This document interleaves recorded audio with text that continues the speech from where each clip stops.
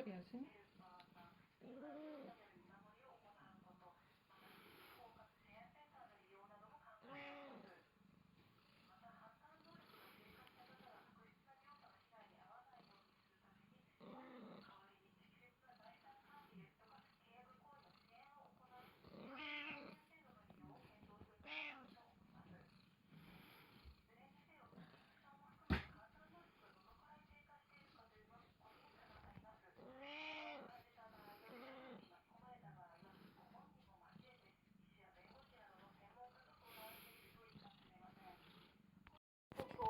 その下に時間帯が書かれていますが、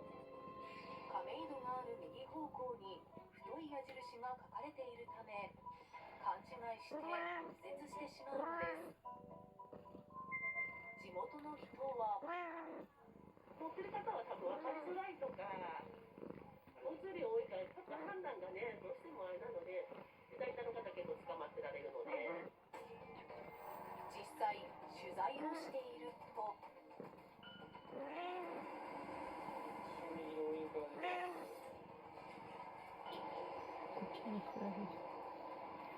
右折しようとした車がいましたね。